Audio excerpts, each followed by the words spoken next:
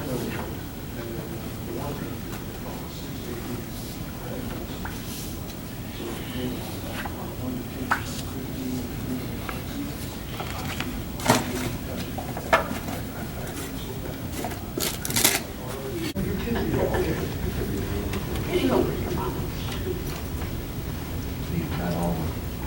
ready to write it now, or you already wrote it? No, I got a rough draft. It's 215.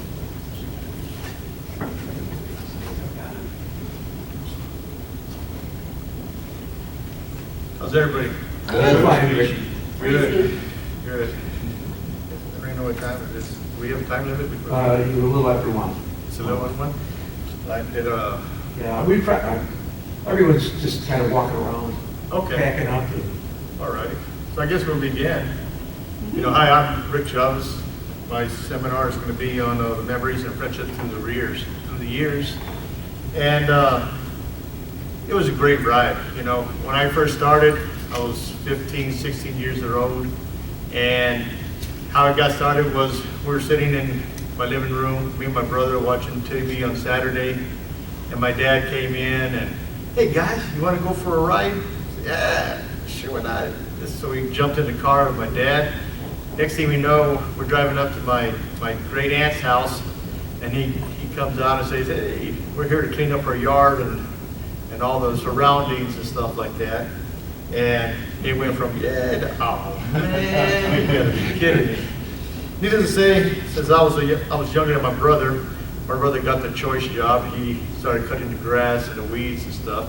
They got me to clean up an old shed that's been there for years. Walk in the thing, the door open, it's creaking, the wood's falling apart, and the first thing you see is just spider webs all over the place, man.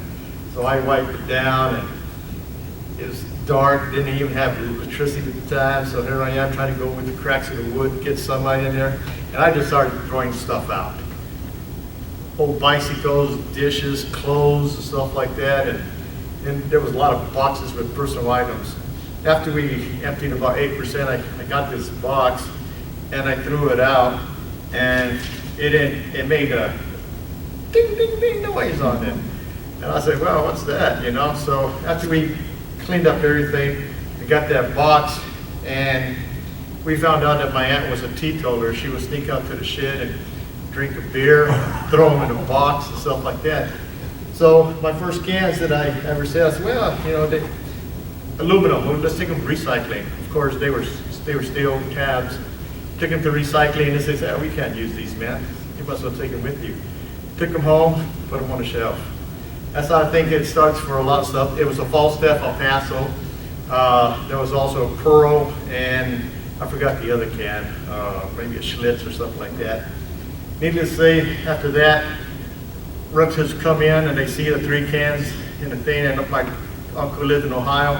Although I know I had Duke and I had Rolling Rock and I had all these cans coming in, and like, wow, you know, great. So it continued for a couple of years. Not even a couple of years, I'm sorry, it went for about a month. And I thought that I was the only crazy guy in the world that would be collecting beer cans. I was walking through the mall one day, and out of the curiosity, I just walked to the collectible section, and I found a copy of Lou Caddy's book. And I bought that, and I went home, and I must have read that thing like 10 times. Wow, look at this, man, a convention. There's actually other people and stuff like that. Then I ran across the number for the BCCA. Not to be confused with the BCCA, you know. So today, and so when you're making $1.85 an hour, it took a couple of weeks to make the entry fee, and I sent that in. And when you get your first booklet, you know, and stuff like that, it was pretty exciting.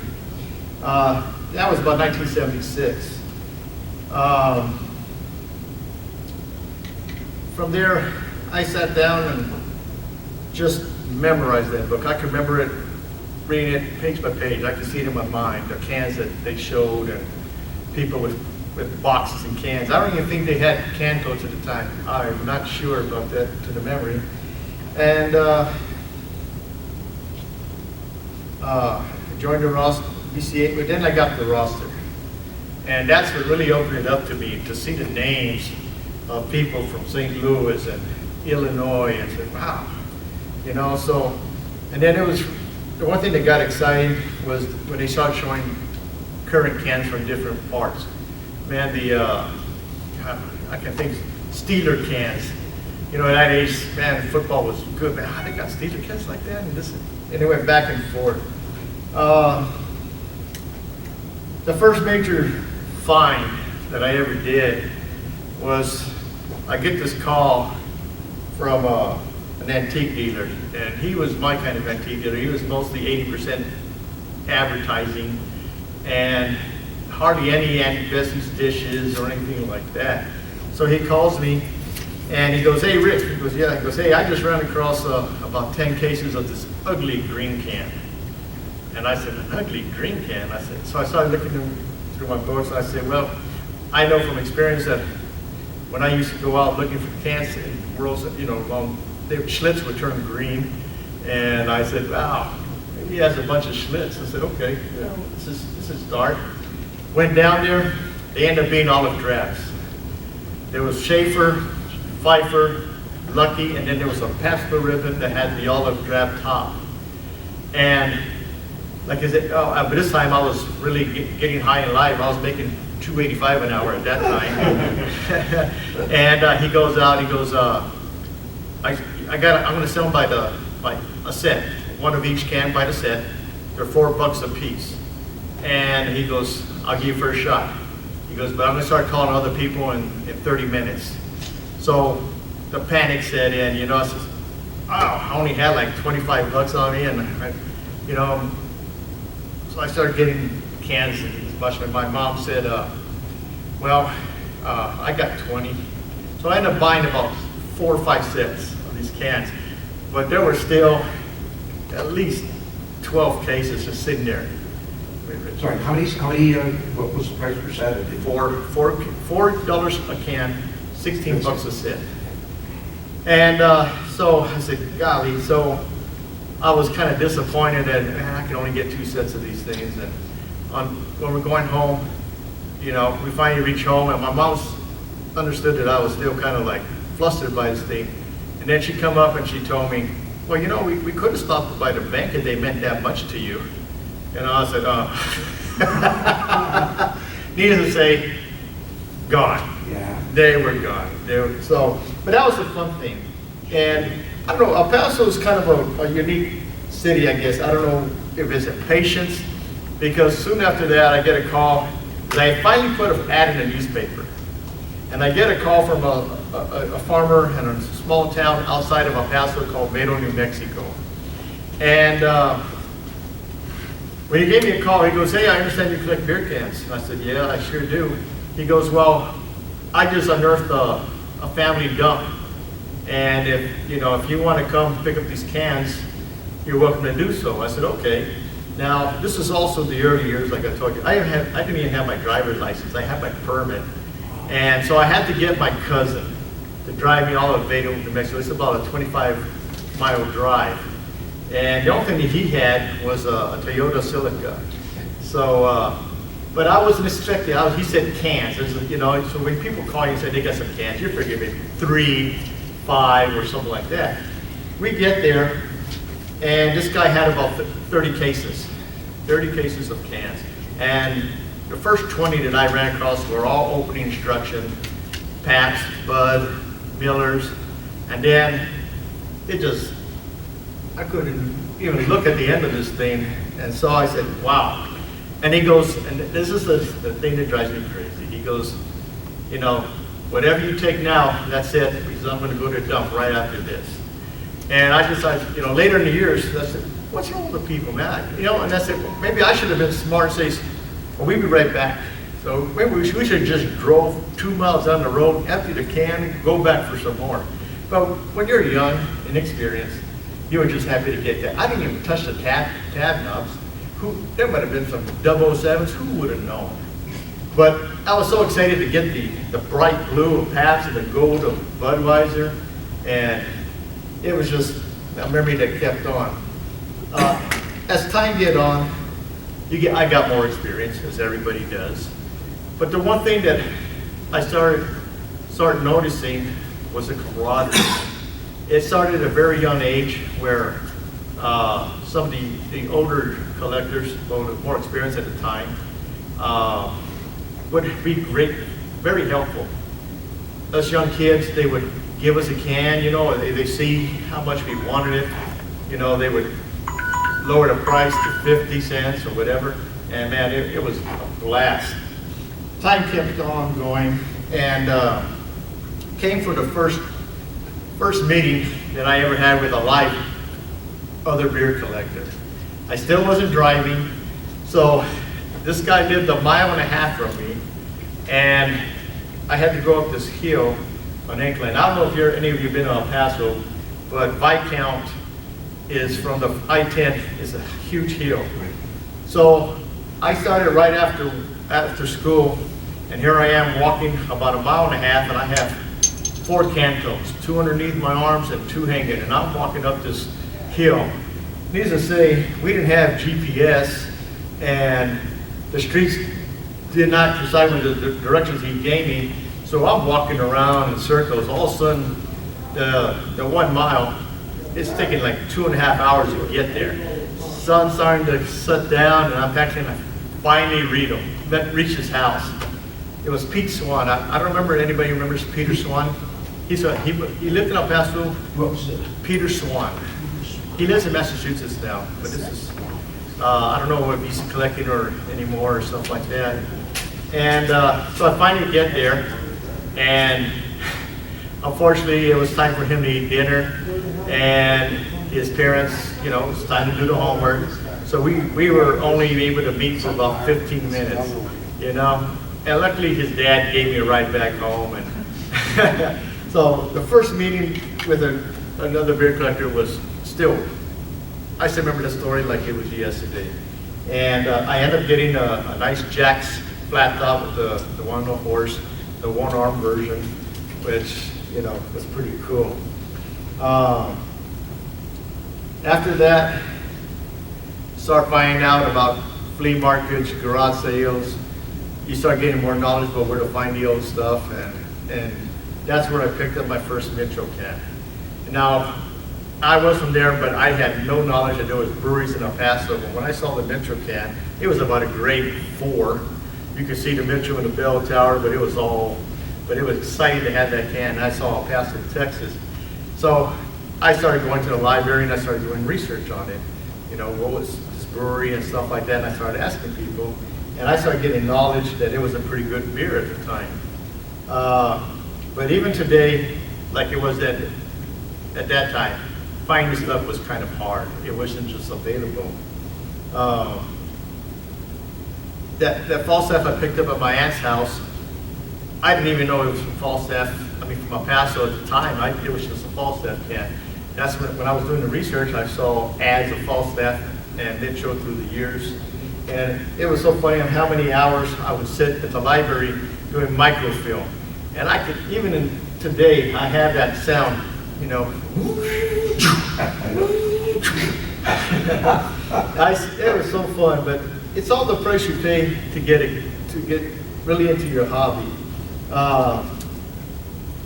But that bright red can of Mitchell's, man, it just had a color that really popped. It stuck in your mind, you know. So it was also the advertising that executive that picked the color knew what he was doing.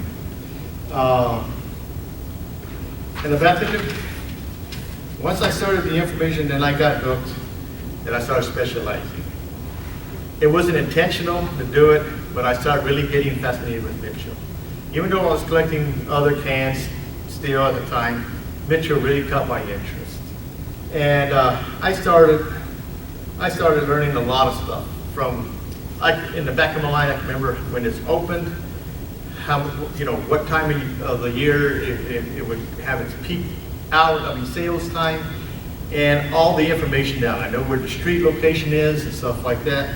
And it just kept on going. Matter of fact, I knew more about the Mitchell Brewery than I knew about WW2, which was sad. But the fun continued. Then came 1979, my first convention in Phoenix. And all of a sudden, I still had those olive drab cans. I had the olive Pabst cans and stuff like that. But I still remember, the one picture I still have is the only one I had at 79. Here I am, 17, 18 years old. I'm underneath the BCCA sign. And I am in cloud nine, man. My energy level is really excited. And it was just a pump. It was hot, but still, it didn't matter. When I got there, and I only had my little thing of cans, when you see people having dollies full of can totes and this and that, and holy smokes, man, I'm just sitting there and just absorbing the moments, looking at everybody just bringing cans, and wow, just a rush that you would get of energy. It was funny too, because obviously the oldies at the time, I didn't know what 3 for 1 was or 2 for 1, because there was really no selling at the time at the first convention in 79. And so they went quick. What do you want on that can? And I said, I don't know. You know, I think the value at 4-1 or something like that. And he goes, well, one guy, I remember, well, you want this EB cone? You know, it's brand new mint, man. And like, wow, man, yeah, I'll take you an EB cone for that, you know, Pfeiffer OD. Yeah, let's do that. That should be an equal trade and stuff like that. And it was funny because they went quick. All three sets of them went quick. And I remember me and my dad were in the elevator going down from the room to go eat. And these two collectors got in and they were talking to each other. They said, man, we got to get to room 14 or whatever it was, because man, they get some olive drabs up there, man, before they go. And me and my dad, of course, I knew what olive drab was now at the time, and we were just looking at each other like, you know, so we didn't say nothing. We were just absorbing the moment. So obviously, I let them go too cheap, I guess, or whatever, but that's the way it is when you gain your experience as you go along. Pretty soon, I'm gonna just jump up a little bit to 1990.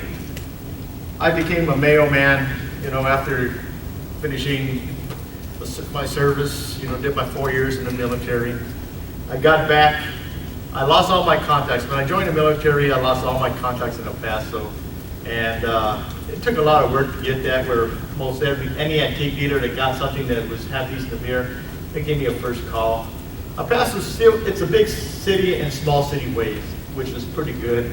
There was not really major rare stuff, but a good item would come up every so often.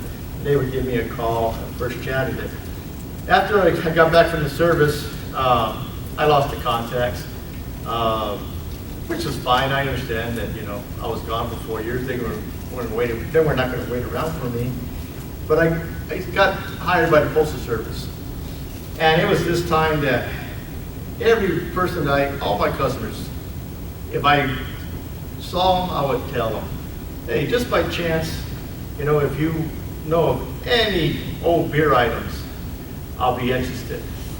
And just the word of mouth is the best advertising that you can ever create for yourself. And I got so much leads and stuff like that it was becoming exciting. But the one story I remember very well was I was on Alameda Street, which is the old highway that leads to South El Paso, which is the older part of town. And I was sitting there putting mail up in the cluster boxes, which is a group of apartments. And all of a sudden, I hear a big bang. Boom! I freaked. And I turned around, and there was an old truck, but it had the Mitchell logo on it. And here I am putting customers' mail in, and I saw that truck. I locked up every box, man, and I jumped in my postal vehicle and I started chasing it. When I got, it started heading to Mexico.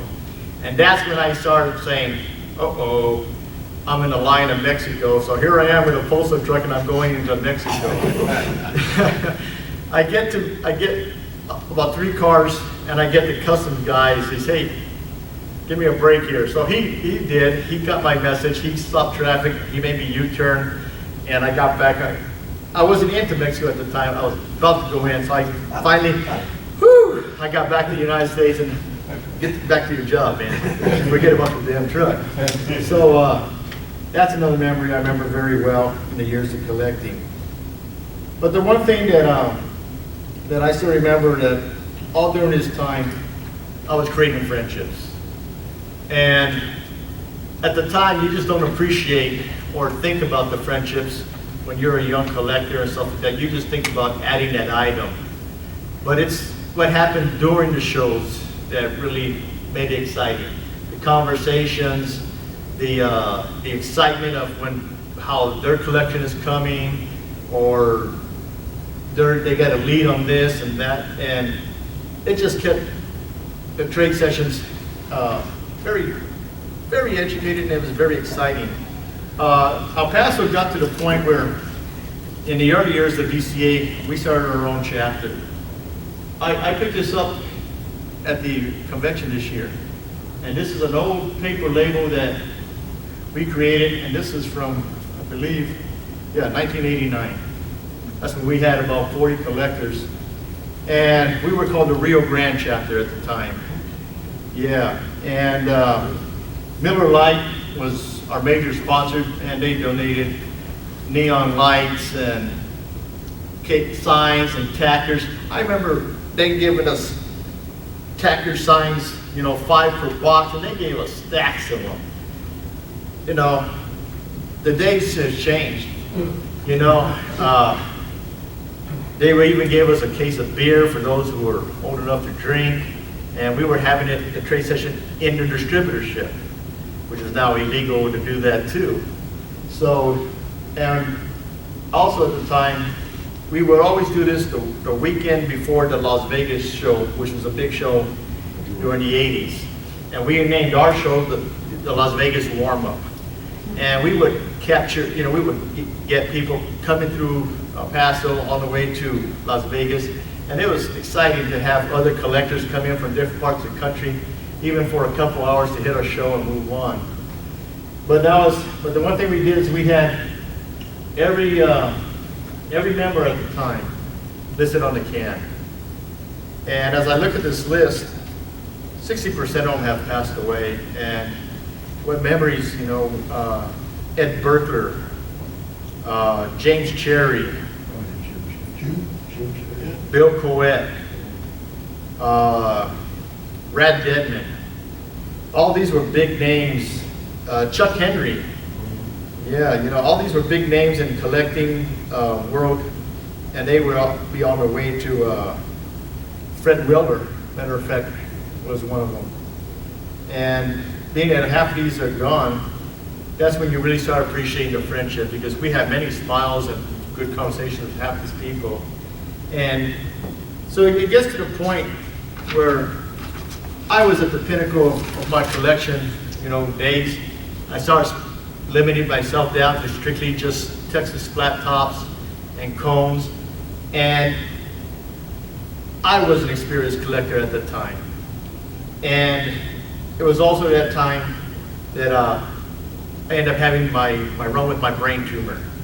So I ended up selling my collection because I was 50-50, didn't know how it was going to come out. And well, thank the Lord, here it is 8 years later, and I'm still here. But the one thing that got me going was all the calls that I got from my beer friendships that I've made through the years. Charlie Vick right here is one of my closest friends in the beer world. He's been there for me through thick and thin. If he finds something in Virginia and he knows that I'm interested, he don't even ask. He doesn't hesitate. He just puts it away from me, and vice versa. You can't put a price on that. Mike Girth is another one that's very close to me. He was supposed to be at the convention, but Dolores, his wife, got sick, so he had to cancel. I got so many good friends, but I see so Dick Johnson. You know, I've been to more Arizona trade sessions than I did to any of in Dallas or San Antonio and Houston. The fun we have, you know. I'm not going to try to embarrass Dick, but there's a photograph here that that I took, and it was pretty funny. I'm going to pass this around, and it's just for fun. The camaraderie we have as beer collectors, okay? And that's what makes collecting fun. That's what makes a friendship, you know? I apologize, Dick, but, you know. It's a good sport. But it's the memories. You know, I have so many names. I had to quit collecting for about good 13, 14 years. This is my first, I've been collecting, I got back into collecting again about a year ago, strong. This is my first actual beer show of any kind that I've been to since my brain tumor. And it didn't matter to me picking up anything, you know, for the collection that I'm starting, which is very small. I'm starting all over again. But to see the people I haven't seen in 20 years, you know, the expression they come up like, what are you doing here, man? You know, that's what it's all about. And there's so many people that I saw. Charlie has been very great in helping my collection grow. It's unbelievable. Mike Gurr, Charlie Stats. One of my dear friends that really kept me alive during my brain tumors, Jay Smith. I don't remember Jay Smith. This is Jay here. He moved to New Jersey and he passed away about 2 months ago. He was his friend in El Paso. We would get on Highway 54 in the middle of July, and we would walk 3 miles looking for old beer cans through the heat. It didn't bother us, you know. We had our hats of water, but we would follow Highway 54, which is the gateway to Chicago. So we would find beer cans, and all kinds of grade 2 cans and stuff like that. But just to do it in the hot heat, we couldn't even think about doing that today. That's friendship. The camaraderie is really exciting. It's just unbelievable on the fun that you have. But it gets to a point now in my life and that it doesn't matter about the item that you put on the shelf, you know. Every beer can, every beer light, every beer glass, they come and go. But the one thing that keeps its value all along things is the friendships. And El Paso is, even though we're in the biggest state, I'm so far west that I don't have the contact with my friends from San Antonio and Austin and Dallas and telephone. Basically, we're on the phone every week talking. They fill me up, they keep me energized because El Paso is a very dead area. We never had any really big breweries from the 1800s or stuff like that. We always had small regionals, so to find any really old, nice stuff is almost impossible. But when they are in a major metropolis, they find stuff consistently by flea markets, and their energy fills my energy. So it just can go on. Today, you know, I have Dwayne Sutton, John Smolder, Bill Frederick, Ron Mormon. You know, it touched my heart to see Ron in that wheelchair, with that motorized chair and that thing, because he was such a powerful man. But to see him again, to give him a hug, and for him to remember me from like a click of the, that's what it's all about. Joe Germino, we had great conversation during the convention when they held. That memories are unreplaceable. Todd Barnes, Ed Sipos. Oh, and if you don't know, Ed Sipos wrote a fantastic book on the Arizona Brewing Company. I think he's still going to be here. He's been fabricated. He's outside. I had the Okay. pleasure of being his editor. Yeah. So it's a great job. Invest at $35. The book is well written and it's fantastic, man. And his knowledge of the Arizona Brewing Company is equal to mine of the Harry Mitchell Brewing Company. It's a labor of love.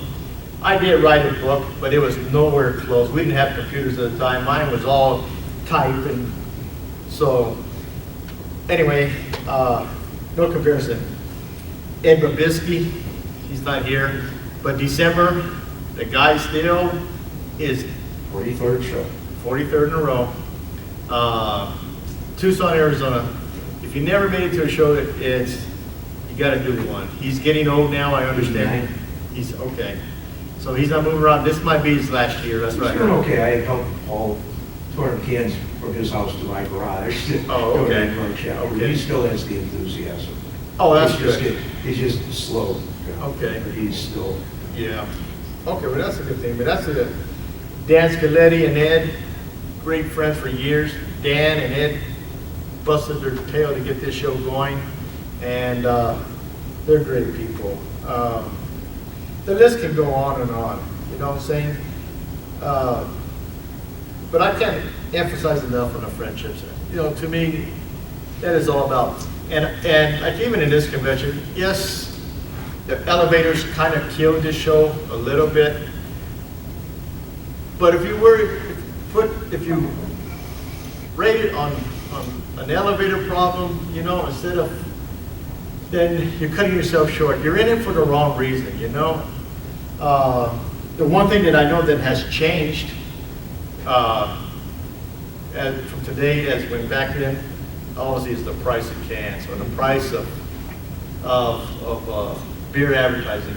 I just don't know where it changed so vast. You know, $3,000 for a can on eBay, $10,000. Where's this money coming from? But somebody's doing it. But so I'm sorry to say, I got to stick to my limit, and I put more emphasis into friendships. I'd rather spend more time having a nice conversation with Dick, you know, or Charlie, and having a good time than fighting to see I gotta get this can for $4,000 or whatever. Because if you try to put yourself of what you have picked up at a show, which is kind of important to some people, which I understand, but if you don't understand that the friendship and the conversations are just as important or even more important than what you pick up at a show, then I think you're cutting yourself short. Because as in this can, people are coming and going quickly. We're all getting old, which is the way life is. So it's the moments that make you smile that should be really the main thing on how you rate a convention. I think this was a great convention. I'm not going to worry about the elevators because it was nobody's fault. It's a state law that they have to have the elevations this way. Now, we know New Mexico has been a strange state from the very beginning. You know, back in the 80s, I got some cans right there. Back in the 80s, they didn't want to be like anybody else in the country, so they changed their liquor laws. 12-ounce, 16-ounce cans weren't allowed in this state. So Schlitz and Milwaukee went to a 12-and-a-quarter-ounce can. But Anheuser-Busch didn't want to go so deep, they just went to 10-ounce cans here in New Mexico. But I got some 12-and-a-quarter, and it's quite interesting on just the can because it was silly state. But it's the same state that has the elevator laws, you know. They don't want you entering in every floor to the stairwell because of security reasons or whatever reason that the law is. But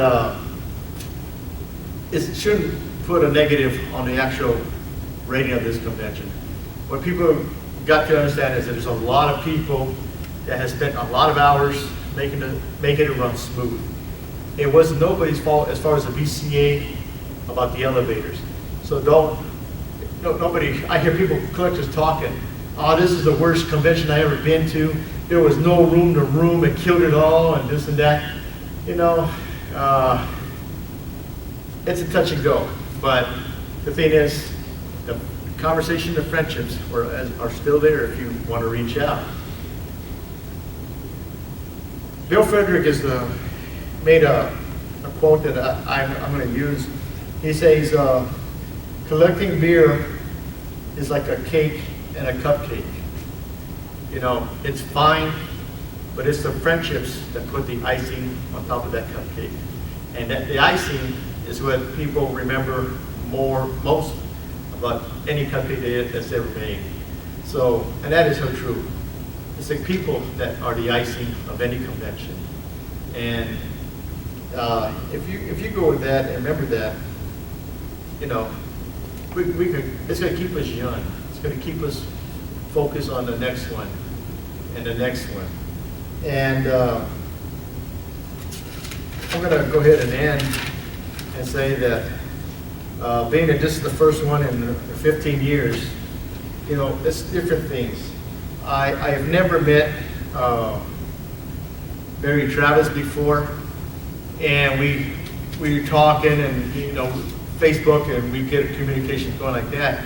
Well, anyway, he found out that I collect Mexican cans, and he sent me a couple of tecates that were flat top and stuff like that. And that act alone was fantastic. But then I get this also. Oh, yeah. Okay? I get this. That's very, That alone is worth more to me in the world collecting than those cans that he sent me, even though that was a fantastic act. When I received this, man, I got on Facebook and I gave him the kudo, you know, that this is what it's all about. You know, he has my camera because everybody knows that I'm a professional photographer, and he has Texas and a Tecate can, and this is stuff that you can't fake. You can't put a price on this. It can only go into your memory tracks, and this is just another one that's going to be part of my life. I don't even know what Barry looks like, but I consider him a friend now, you know, and isn't that what it's about? Straight ahead, bro. Thank you very much. Straight ahead. Okay. Straight ahead. Straight ahead, sir. Okay. Maybe that's, hold that up a little bit. It's like, oh, perfect. One. Okay, here we go. 1, 2, 3. Thank you so much. Just a little other stuff that I had. These are all publications that when I first started, that we all had. You know, this is the National Newsletter of Beer Can Collectors. This is early news reports, the Beer Can Monthly, and all of these were just part of the process as you go in as a collector. Old Okaboji cans and Billo and Happy Anniversary and all these major cans that they had for sale at the time. This is what kept you going in the early years, and it's just part of your stairway as you continue growing. These pictures I have here, are all through the years. Many good people, many good moments, and this is all memories. These pictures are going to be free to anybody who are either in the picture or they know the person.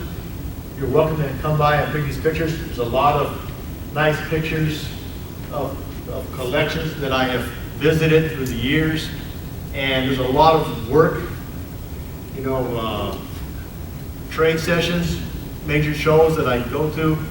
All this is priceless. All the work that goes into this is unbelievable. To see porcelain hams, and you're from West Texas, you just don't see this stuff, but it's all memories. Like here's one, here's another picture of the convention in Phoenix.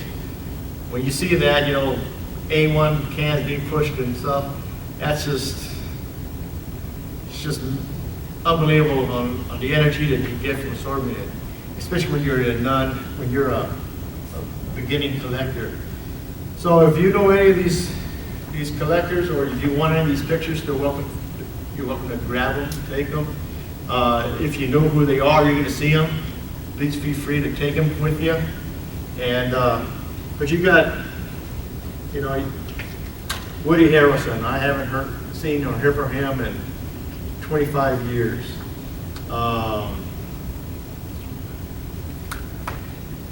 Another good friend, Jim Mitchell, passed away. And we would have a conversation about once every month. But then when I got probably once a week. well, There's no gym. yeah. So, And the thing about Jim is, yeah. you're talking about like Jim, like Joe's talking about. I call him basically for about a 10-15 minute phone call, and here it is 2 hours later, and we're still talking, and you know. But during the time that I had my brain tumors that I was recovering, Jim passed away, and I miss our communications, you know. And nobody knows really what happened. I really haven't got a clear understanding how or when or why, you know. So I'm always going to keep this picture as in my mind, you know, because he was a good guy. Good day. Yeah. Bob Post, another great guy. Marsha, you know. But the pictures are there, and I think that's it. I think I got my point across. Good job. You know.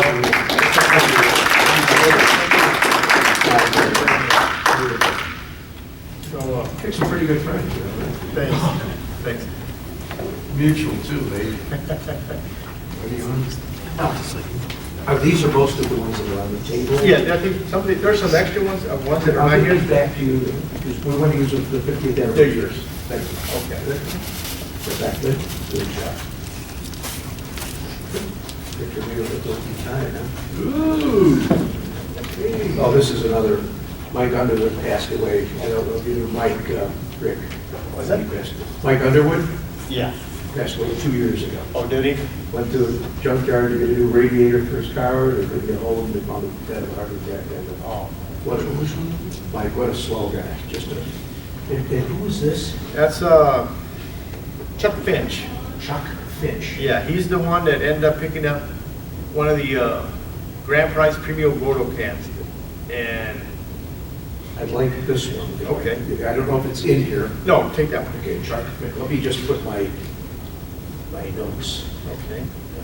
Chuck Finch, because we want to identify, this project, as I said, is going to be a continuous loop DVD. Okay. And we want to identify as many different faces, identify them, and then we're going to make this a supply item, maybe in a shorter version or one long. And this will be shown at next year's CANvention. Okay. That's right. This is a guy that put Rochester, what was his name? Do you remember? Is he the one that worked for the Stone Brewery in California? Which one? He's Gary Ware. Gary Ware. He went up to your area. Yeah, Rochester. Right, yeah. Over in Washington. Right. Yeah, sure, it kind of looks like Gary. Yeah, that's Gary Ware. I didn't know he knew him. I may just take that. I don't know how many, I should not take any until I find out if they're really, are all of these Just take in this? I tell you what, if nobody else is going to get any, take them all, Rich. Use them. I would like to do that, and then we could return them to you, or I could pass them out to people as I see them. That's good. Is that okay? That'd be fan. Thank you very That'd much. be fine. How you doing? Rick, what brewery is this? That is the, Shiner Block. no, that's here in Albuquerque. No, that's the Trinidad and Colorado. Oh, no, I looked at the wrong one. Yeah, that's it. Yeah, we did drive by the brewery here in Albuquerque Okay, yeah. yesterday, and you can see it from our room. Okay. Great view. Yeah. Jersey boys. Oh, sure, yeah. No, I've never been there. Just trying to get people that don't have pictures. Oh, I've heard about it. He's part of the Roadrunner I'll chapter. stay at our house. Okay, I know that. I'll ask Dan, yeah. Okay. That's a good picture, Mitch. Mitch and I, we go back to the mid-70s. No, you take it, you take a shot. We have some good shots. These are swell. So take it, and as I said, and I'll, Yeah. wherever, Who do you I'll take recognize? it. If you want them back, you can have them back. All right. Be my guest. That's, he's vice president. I've known him, you can talk to him. He was, he